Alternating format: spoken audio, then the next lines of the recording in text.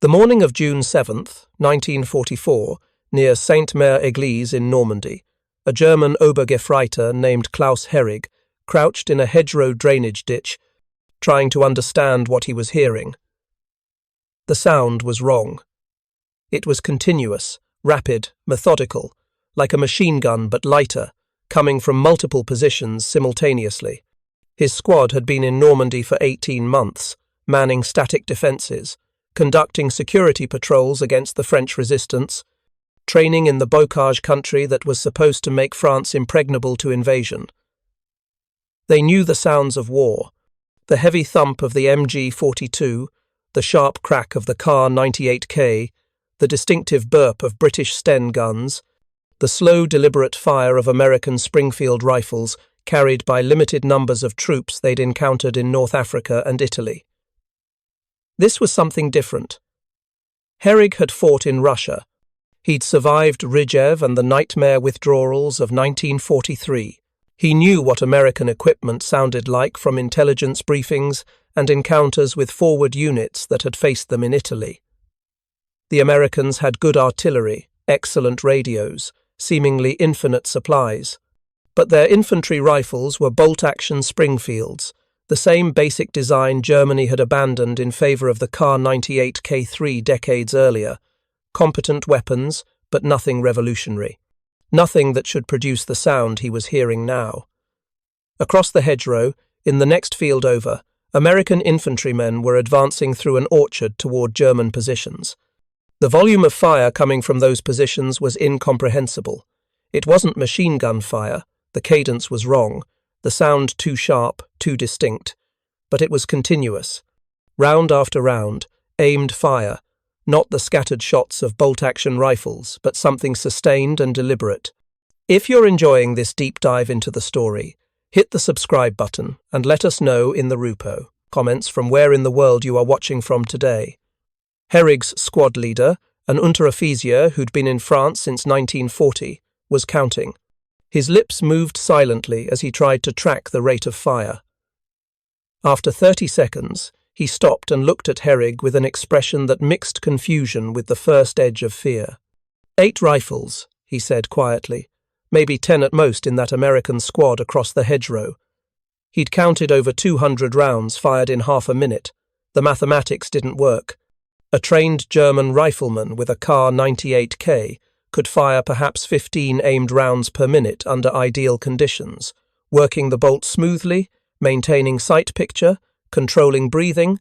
In combat, under stress, with the need to take cover and move, that rate dropped to 10 rounds per minute, maybe 12 for exceptional marksmen. 10 American riflemen, even if they were extraordinarily well trained, should be producing perhaps 120 rounds per minute total if they were using bolt-action rifles. They were producing more than double that, and the fire wasn't stopping. There were no pauses for reloading, no gaps in the firing line. Just continuous, methodical, devastatingly accurate semi-automatic fire. The German machine gun position that had been anchoring the defensive line went silent. Not suppressed, not pausing to reload, silent. The Unteroffizier made a decision. He ordered the squad to fall back to secondary positions 300 metres to the rear, using the hedgerows for cover. As they moved, keeping low, Herrig heard that sound following them. The rapid, sustained crack of American rifles, so many rifles firing so quickly that it created an almost continuous roar. It was June 7th, 1944. The American infantry had been ashore for less than 36 hours. And German soldiers who had fought across Europe, who had faced Soviet masses and British determination, were encountering something their doctrine had never prepared them for. Every American rifleman carried a weapon that could sustain the rate of fire Germany reserved for its squad machine guns. The implications of that simple fact would take days to fully comprehend. But in that hedgerow near Sainte-Mère-Église, Klaus Herrig understood one thing with absolute certainty. The Americans had brought something new to France, and it was going to change everything.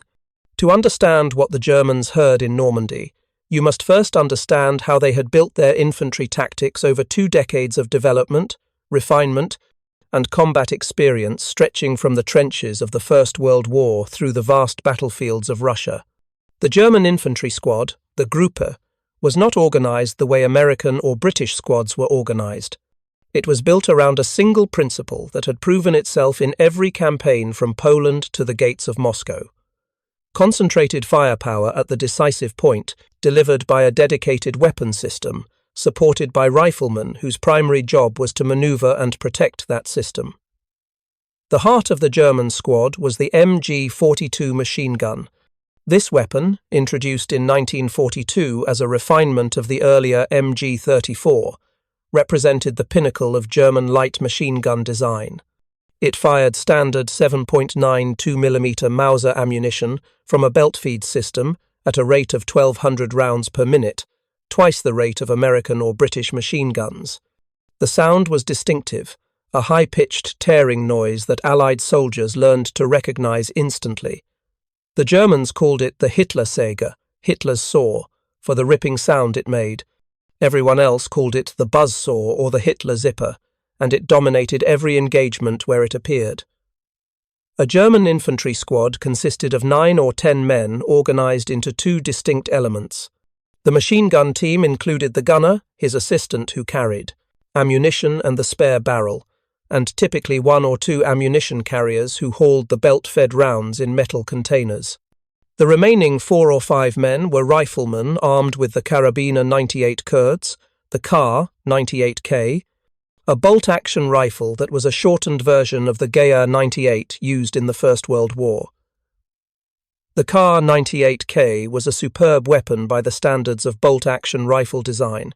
It was accurate out to 400 meters with iron sights, reliable under extreme conditions from Russian winter to African desert, and could be operated smoothly by a trained soldier to deliver aimed fire at 12 to 15 rounds per minute. The rifle held 5 rounds in an internal magazine loaded via stripper clips.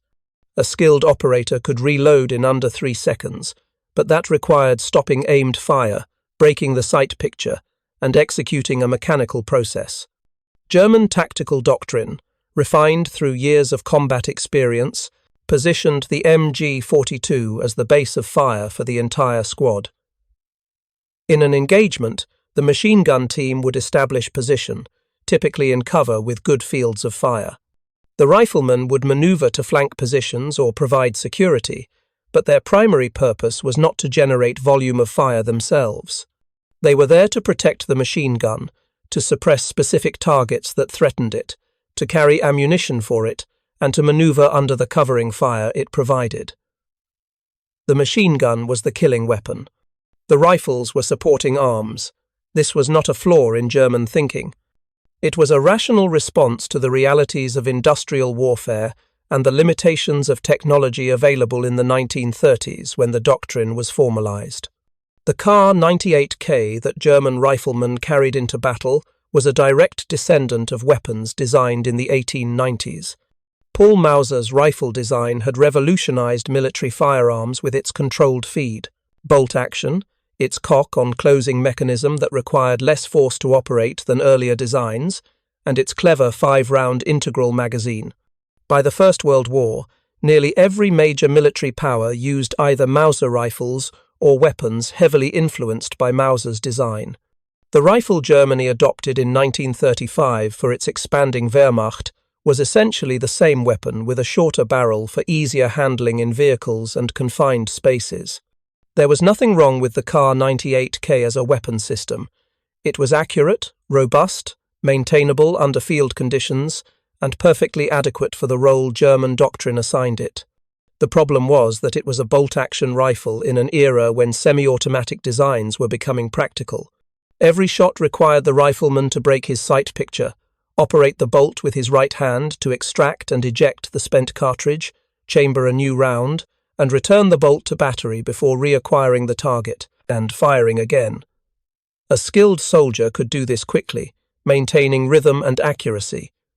But there was an absolute ceiling on rate of fire imposed by mechanical necessity. German weapons designers understood this limitation. As early as the mid-1930s, development work began on self-loading rifles that would chamber the next round automatically, using either gas operation or recoil energy. The Gewehr 41, introduced in 1941, was Germany's first attempt at fielding a semi-automatic rifle to infantry units. It was a complicated design, using a form of gas trap operating system that required extensive machining and careful maintenance. Approximately 40,000 were manufactured, but the weapon proved unreliable in field conditions, particularly in the dust of Russia and the cold of winter combat. Soldiers who received them often traded them back for Kar 98K rifles when given the opportunity. The improved Gewehr 43, redesigned using lessons learned from captured Soviet Tokarev SVT-40 rifles, was a better weapon. It used conventional gas operation, was more reliable, and could be manufactured with somewhat less machining. But it was introduced in 1943, when Germany's industrial capacity was already strained by the demands of total war. Approximately 400,000 Gewehr 43 rifles were produced through the end of the war. That sounds impressive until you consider that Germany fielded millions of infantry soldiers across multiple fronts.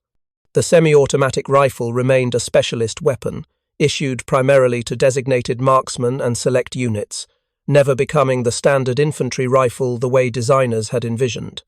The industrial reality was simple. Germany could not manufacture enough semi-automatic rifles to equip its infantry divisions while simultaneously producing tanks, aircraft, artillery, ammunition, and all the other material necessary to fight a multi-front war against opponents with vastly greater industrial capacity. The Kar 98K, simple to manufacture using techniques German factories had perfected over decades, remained the standard infantry weapon. This was an acceptable compromise when German infantry faced opponents armed similarly. Soviet infantry carried Mosin Nagant bolt-action rifles as their standard weapon, supplemented by PPS submachine guns and Tokarev semi-automatics in limited numbers. British infantry used the Lee Enfield, an excellent bolt-action rifle with a 10-round magazine and somewhat faster operation than the Mauser, but still fundamentally limited by the same mechanical constraints. German squads built around the MG42 had proven effective against these opponents. The machine gun provided the sustained firepower. The riflemen provided the maneuver element and security. The system worked. But the system was built on an assumption that was about to be tested in the hedgerows of Normandy.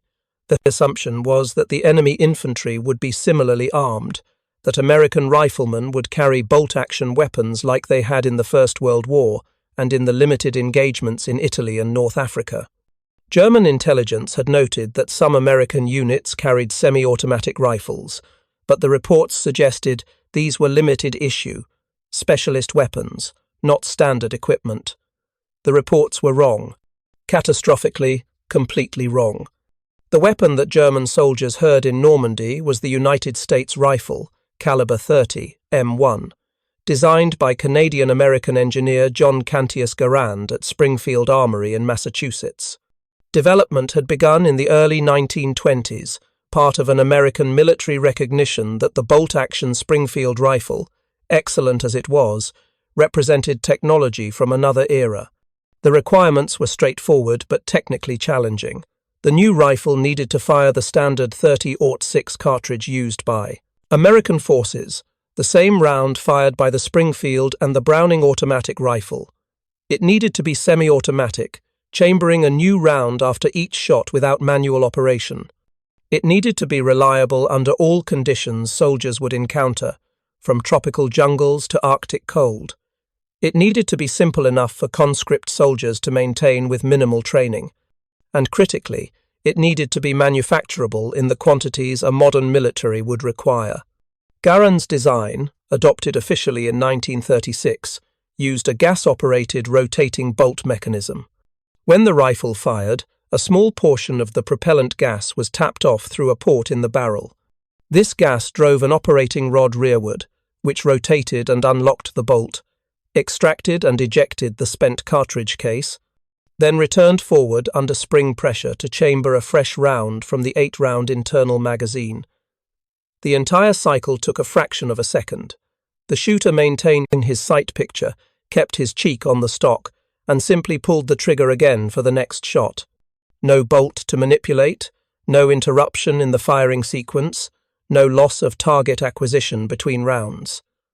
The magazine system was unique and would prove both a strength and a limitation. The M1 used an N-block clip, a metal container that held 8 rounds and was inserted into the magazine from the top. The entire clip went into the rifle, feeding rounds from inside the receiver.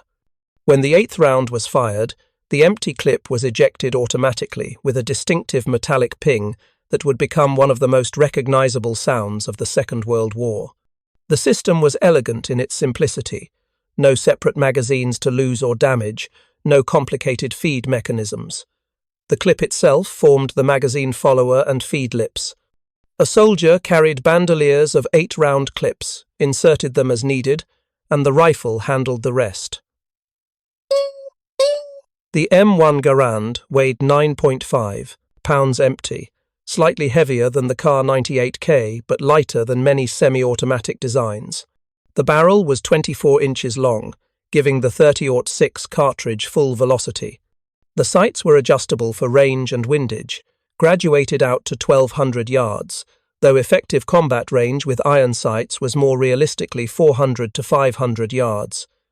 The rifle was 43.6 inches in overall length, comparable to other military rifles of the era.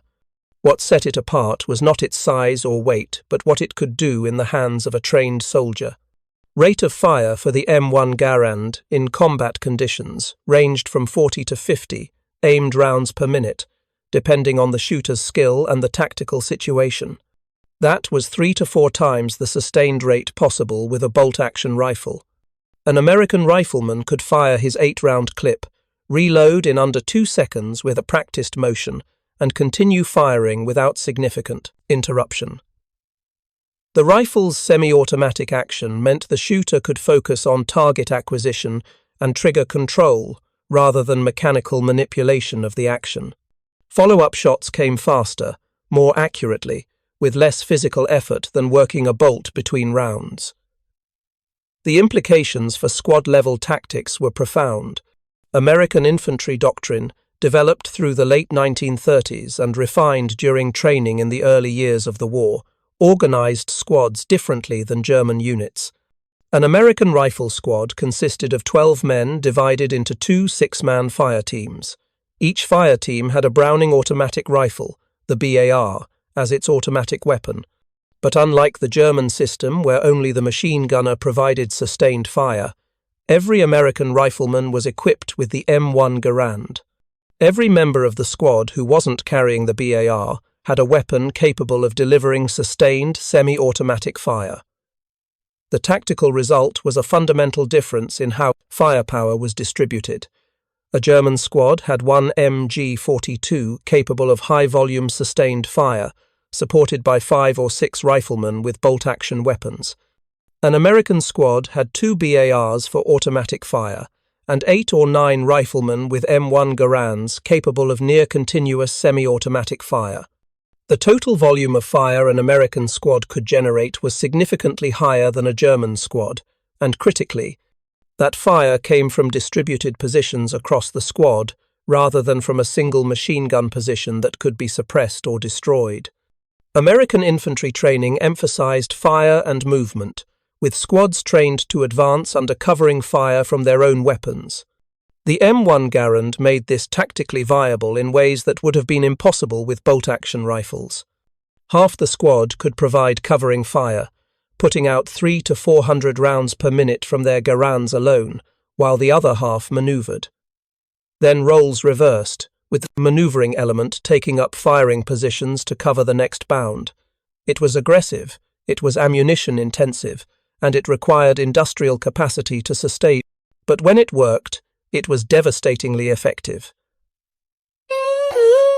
The decision to adopt the M1 Garand as the standard infantry rifle represented more than a choice of weapon design. It represented a commitment of industrial resources on a scale that only a nation with America's manufacturing capacity could contemplate. Semi-automatic rifles were more complex to manufacture than bolt-action weapons, requiring more machining, more precise tolerances, and more quality control. Each M1 Garand contained 47 individual parts, many requiring precision manufacturing to function reliably. The gas system had to be precisely dimensioned to ensure proper cycling without excessive wear. The operating rod had to be heat-treated correctly to withstand thousands of firing cycles. The clip feed mechanism required careful attention to feeding. Geometry. Springfield Armory, the government facility where Garand had developed the rifle, began production in 1937. Initial rates were modest, a few hundred rifles per month as manufacturing processes were refined and workers trained in the specialized operations required. But American military planners understood that any future war would require millions of rifles, not thousands. Springfield alone could not meet that demand. The solution was to license the design to commercial manufacturers who had the machine tools, the skilled workforce, and the production engineering expertise to achieve mass production. Winchester Repeating Arms Company, which had manufactured rifles and ammunition for over 80 years, received contracts to produce the M1 Garand beginning in 1939. Winchester had extensive experience in precision manufacturing and could draw on a workforce that understood firearms production.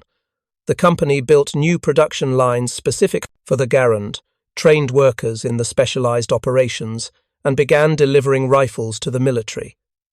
By 1941, Winchester was producing thousands of Garands per month. International Harvester, a company known primarily for agricultural equipment, also received contracts to manufacture the M1. This decision reflected American industrial philosophy: spread production across multiple facilities to reduce vulnerability to disruption and to maximize total output by leveraging all available manufacturing capacity. By December 1941, when the United States entered the war after Pearl Harbor, production of the M1 Garand was already ramping up substantially. Through 1942 and 43, as American industry fully mobilized for war production, Garand manufacturing reached levels that would have been inconceivable to any other nation. Springfield Armory produced approximately 500,000 M1 rifles during the war years. Winchester manufactured over 800,000. International Harvester contributed another 300,000. In total, approximately 4 million M1 Garand rifles were manufactured between 1937 and 1945. That number requires context to appreciate. Germany produced approximately 12 million Kar 98K rifles during the war, but these were distributed across the Wehrmacht, the Luftwaffe, the Kriegsmarine, police units, and reserve formations on multiple fronts. Many of these rifles replaced weapons lost in combat or captured by enemy forces. The Germans also inherited millions of rifles from occupied countries and captured equipment, which were pressed into service to supplement German production. Despite this total production, Germany never achieved the goal of equipping every frontline infantryman with a semi-automatic rifle. The Kar 98K remained standard throughout the war. America, by contrast, made the M1 Garand the standard issue weapon for infantry soldiers by 1943. Not a special weapon for selected troops, not a limited issue upgrade, but the standard rifle every infantryman was expected to carry. When American divisions landed in Normandy in June 1944, virtually every rifleman carried an M1 Garand. The sheer scale of this achievement is difficult to overstate. It meant that American industry had produced not only the 4 million rifles, but also the ammunition to feed them, the spare parts to maintain them, the cleaning equipment to service them, and the training infrastructure to teach hundreds of thousands of soldiers how to use them effectively. Ammunition production was its own industrial miracle. The M1 Garand fired the .30-06 cartridge, the same round used by American forces since 1906. American ammunition plants produced this cartridge in quantities measured in billions. Not millions, billions.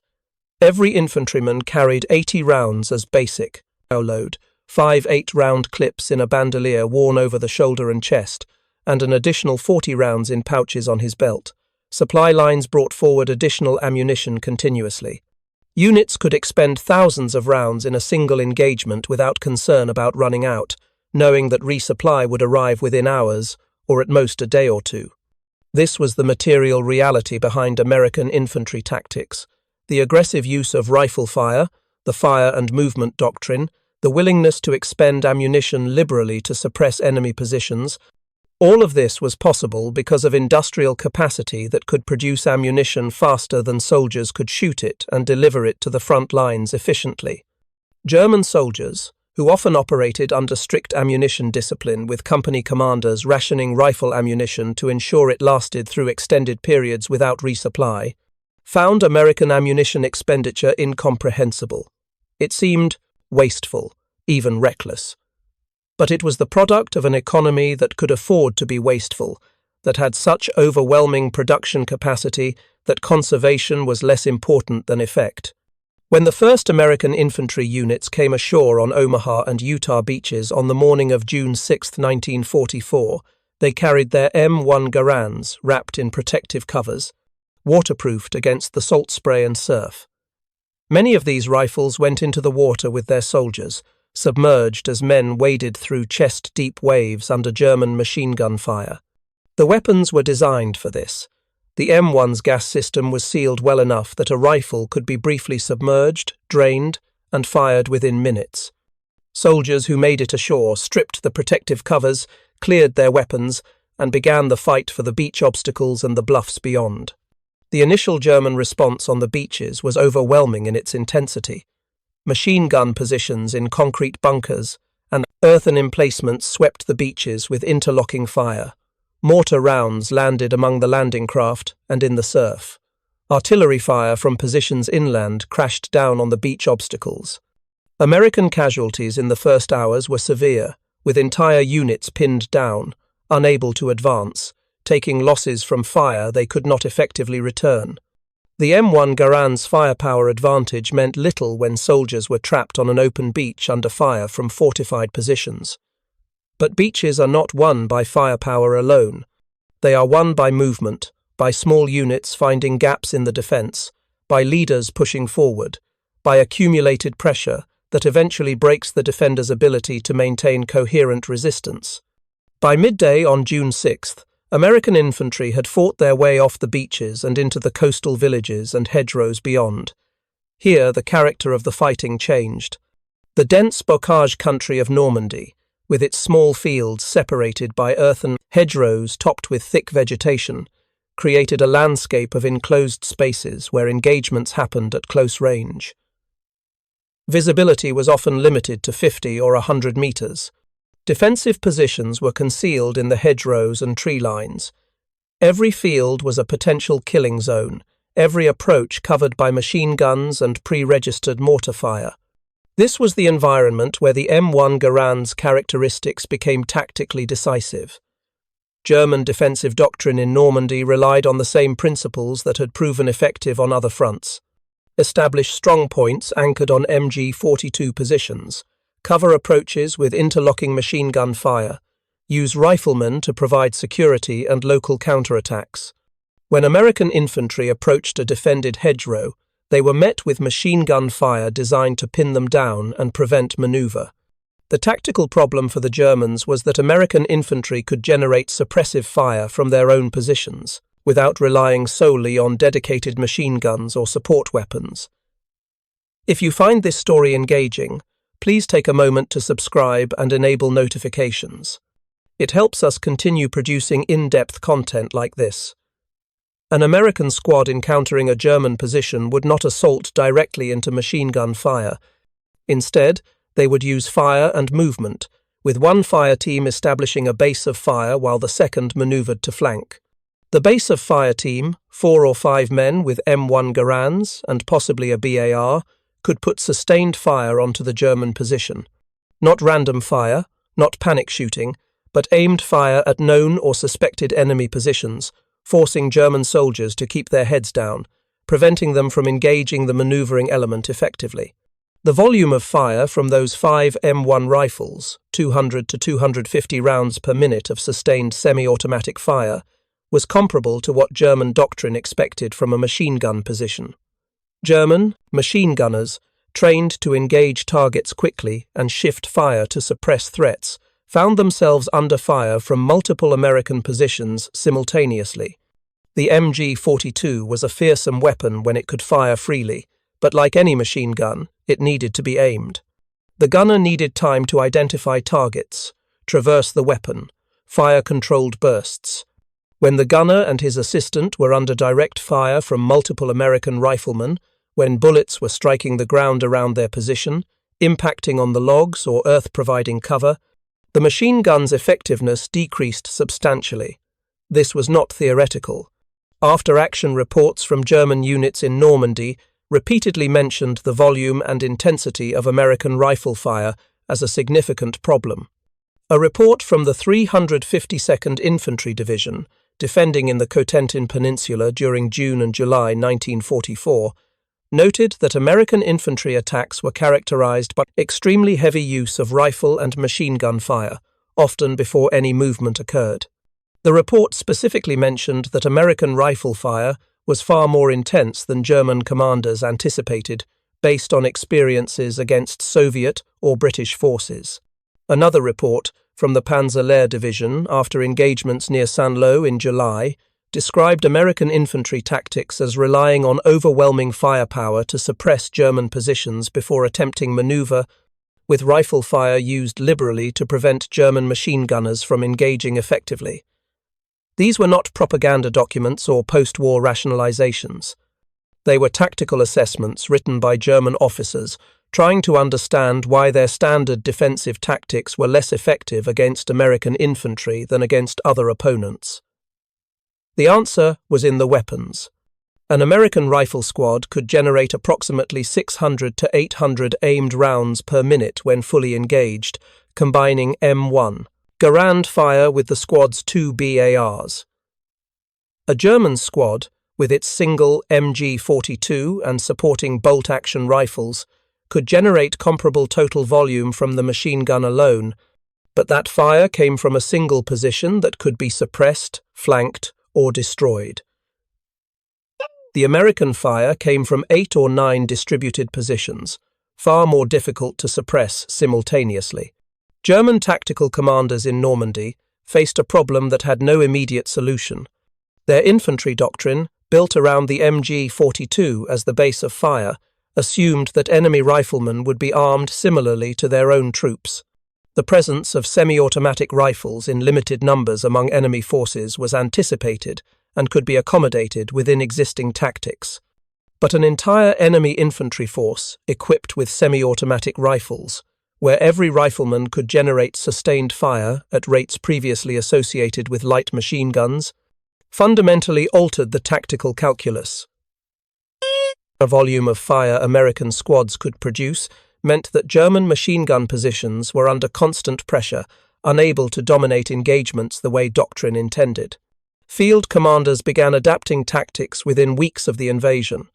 Units increased the number of machine guns allocated to defensive positions, sometimes doubling the number of MG-42s, covering key approaches to compensate for the increased suppression they faced. This was not a solution so much as a temporary adjustment. Germany's industrial capacity was already strained. Producing additional machine guns meant fewer resources for other critical weapons systems. And even with additional machine guns, the fundamental problem remained. American infantry could generate heavy suppressive fire from distributed positions across their formations, making German defensive positions increasingly vulnerable to flanking maneuvers. Reports from junior officers and non-commissioned officers who actually conducted the fighting were remarkably consistent. Multiple accounts from German soldiers captured in Normandy, interrogated by American intelligence officers, mentioned the intensity and volume of American rifle fire as shocking and demoralizing. One Unteroffizier from the 17th SS Panzergrenadier Division, captured near Carentan in mid-June, told interrogators that his squad had been trained to expect American infantry to rely primarily on automatic weapons and artillery, with rifle fire playing a supporting role. Instead, he found American riflemen firing continuously, maintaining such heavy fire that his machine gun team could not effectively engage them without taking casualties. Another German soldier, a veteran of the Eastern Front captured near Saint-Lô in July, stated that American rifle fire was heavier and more sustained than anything he had experienced against Soviet infantry. He specifically mentioned that Soviet troops typically advanced with submachine guns, providing profit, short-range automatic fire, but their riflemen had bolt-action weapons similar to German rifles. American riflemen, by contrast, could maintain aimed fire at longer ranges with a volume that seemed impossible for rifle-caliber weapons. He assumed, initially, that the Americans must have far more machine guns than intelligence reports suggested. Only after his capture did he learn that the sustained fire came from individual rifles. German intelligence had identified the M1 Garand before the Normandy invasion. Reports from North Africa and Italy mentioned American semi-automatic rifles, but the intelligence assessments underestimated both the scale of distribution and the tactical impact. Intelligence summaries from 1943 suggested that perhaps 20 to 30% of American infantry carried semi-automatic rifles, with the remainder equipped with Springfield bolt-action rifles or other weapons.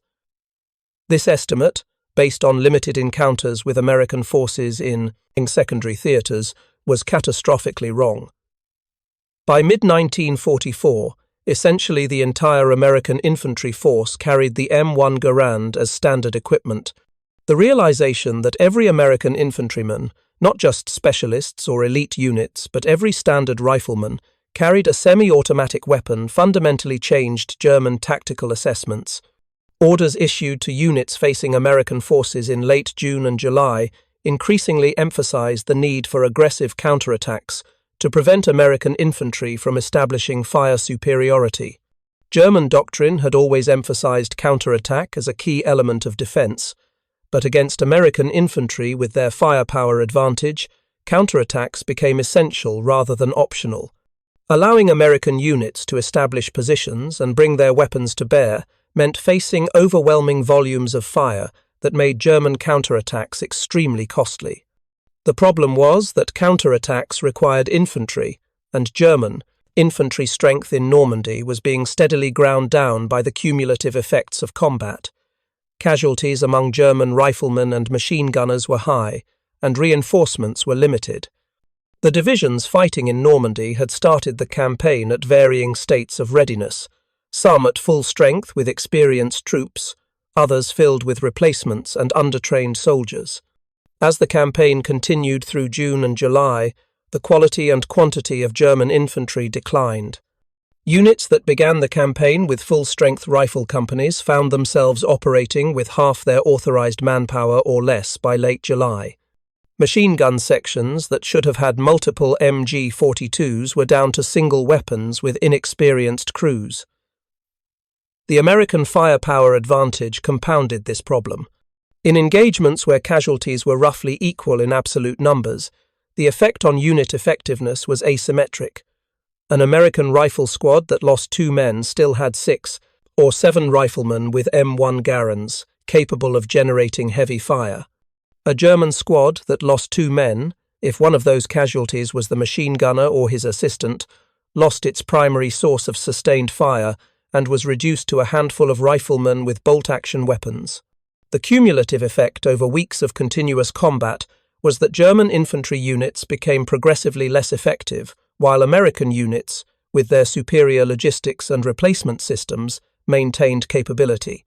The story of the M1 Garand in Normandy cannot be separated from the larger industrial and strategic context of the war in Europe. By June 1944, Germany was fighting a multi-front war against opponents with combined industrial capacity that vastly exceeded its own. The Soviet Union was advancing from the east, having recovered from the disasters of 1941 and 42 to build an army equipped with massive quantities of artillery, tanks, and aircraft. Great Britain, though smaller in population and industrial base than Germany, had access to resources from its empire and had built a substantial military-industrial establishment. And the United States, with industrial capacity that exceeded all other combatants combined, was projecting power across both the Atlantic and Pacific. The decision to equip American infantry with the M1 Garand was possible only because of this industrial capacity. The rifle itself, while innovative in design, was not beyond Germany's technical capability to manufacture. German engineers had produced semi-automatic rifle designs, some quite sophisticated. What Germany lacked was the industrial capacity to manufacture semi-automatic rifles in the millions, while simultaneously producing the staggering quantities of ammunition such weapons required and maintaining production of tanks, aircraft, artillery, vehicles, and all other war materiel. Choices had to be made about resource allocation, and Germany chose to prioritize other weapons systems over infantry rifles. American industry faced no such constraints. The United States could produce M1 Garands by the millions, manufacture billions of rounds of 30-06 ammunition, build tens of thousands of trucks to transport that ammunition to the front lines, and still maintain production of aircraft, ships, tanks, and everything else a modern military required. The famous assessment attributed to Soviet Foreign Minister Vyacheslav Molotov that the war was won by British intelligence, American steel, and Soviet blood captured an essential truth. American industrial capacity allowed the Allies to equip their forces with material advantages that made individual courage and tactical skill less decisive than they had been in earlier wars. The M1 Garand was one manifestation of this material advantage, perhaps less dramatic than fleets of B-17 bombers or thousands of Sherman tanks, but no less significant in its tactical impact. Every infantry, engagement in Normandy, every Hedgerow fight, every village clearing operation, every defense against German counterattack, was influenced by the simple fact that American riflemen could shoot faster and more accurately than their German counterparts. The cumulative effect of thousands of such engagements over 2 months of fighting in Normandy was a steady erosion of German combat power that could not be replaced. By the end of August 1944, when Allied forces broke out of Normandy and began the race across France toward the German border, the German divisions that had fought in Normandy were shadows of their former strength. Some units had been destroyed completely, their personnel killed, captured, or scattered. Others had been withdrawn from combat, so depleted in manpower and equipment that they required months to reconstitute. The fighting in Normandy had cost Germany roughly 400,000 casualties, including 150,000 prisoners. German equipment losses were catastrophic. Tanks, artillery pieces, vehicles, and small arms abandoned or destroyed in quantities that could not be replaced. The American and British forces that pursued them into Belgium and toward the Rhine were better equipped, better supplied, and more experienced than the forces that had landed in June. The M1 Garand-equipped infantry that had struggled through the bocage had learned how to use their firepower advantage effectively. Squad tactics had been refined through hard experience. Coordination between infantry, armour, artillery, and air support had improved dramatically. The cumulative learning from 2 months of continuous combat had transformed units that were green in June into veteran formations by September. The strategic significance of the Normandy campaign extended far beyond France. The liberation of France opened Atlantic ports that allowed Allied logistics to expand dramatically.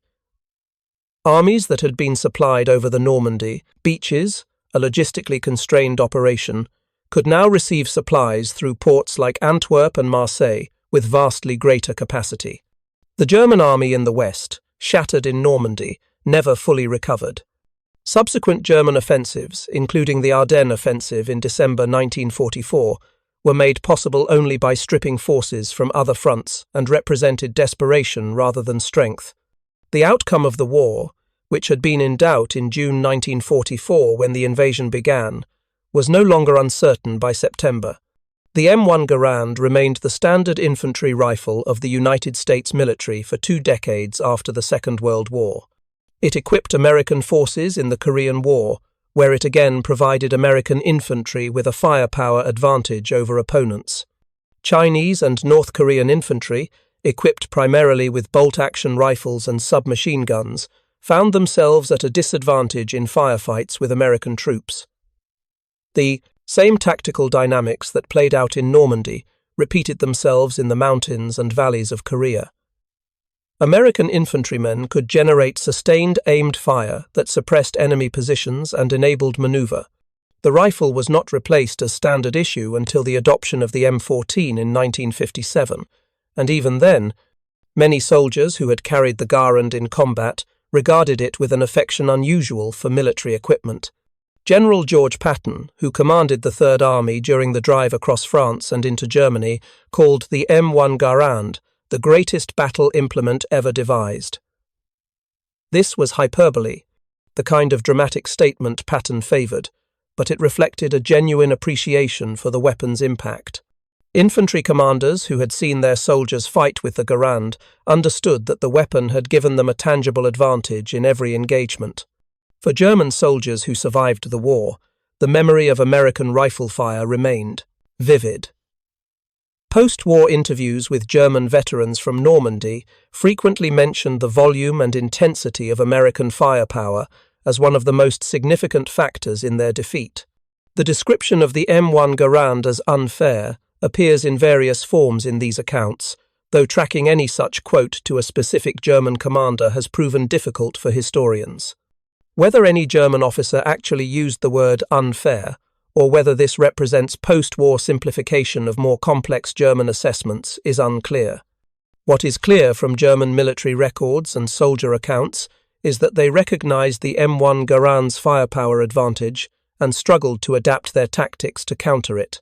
The broader lesson from the M1 Garand's service in World War II relates to the relationship between industrial capacity and tactical effectiveness. Military historians often focus on dramatic weapons systems, the Tiger tanks and V-2 rockets, and strategic bombers that capture imagination.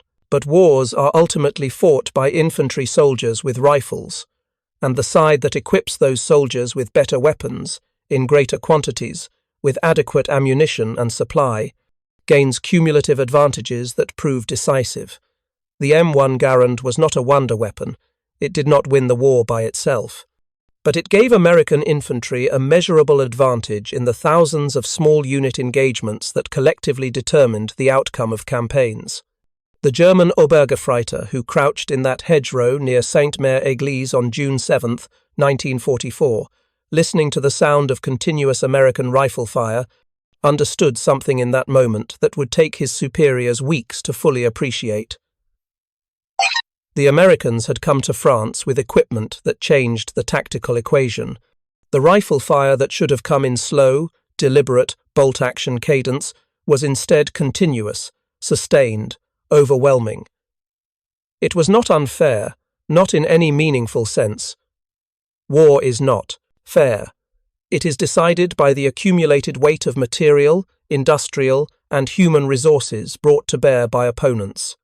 But for a soldier who had trusted his training, his tactics, and his equipment, who had fought from Poland to Russia to France and survived by understanding how battles worked, the realization that the fundamental assumptions of his doctrine no longer applied must have felt like a betrayal. The hedgerows of Normandy, those earthen barriers topped with vegetation that had seemed like such excellent defensive terrain, became killing grounds, where German infantry found themselves outgunned by an opponent who could bring overwhelming fire to bear from unexpected directions. The MG-42, that magnificent machine gun that had dominated so many battlefields, was no longer sufficient to anchor defensive positions when every enemy rifleman could generate fire that approached automatic weapon rates. The Kar-98K, that reliable bolt-action rifle that had served Germany for decades, was suddenly obsolete when matched against an opponent where every trigger pull produced a shot without breaking rhythm or sight picture. This was the reality of industrial warfare between modern nations. Superior tactics, training, and fighting spirit could achieve local advantages, could win individual engagements, could delay the inevitable, but they could not overcome sustained material disadvantage in production capacity, logistics, and equipment quality. The German army that fought in Normandy was experienced, well led at junior levels, and capable of remarkable tactical achievements. But it was fighting with equipment designed for a different war against opponents who could not match American industrial capacity. The outcome was determined as much in the factories of Springfield and Winchester as in the hedgerows of France. Klaus Herrig, if he survived the war, and many German soldiers did not, would have carried the memory of that morning near Saint-Omer-Église for the rest of his life. The sound of American rifle fire, continuous and overwhelming, the sound that meant the war had changed in ways German doctrine had not anticipated. For the American infantrymen who came ashore at Normandy with their M1 Garands, the rifle was simply the weapon they had been issued and trained with. They did not think of it as a technological marvel or a war-winning advantage. It was their rifle, reliable and effective, a tool that did its job when they needed it. But that prosaic reliability, multiplied across hundreds of thousands of soldiers, supported by an industrial system that could produce and supply weapons without constraint, represented power that no amount of tactical excellence could defeat. Thank you for watching. For more detailed historical breakdowns, check out the other videos on your screen now, and don't forget to subscribe.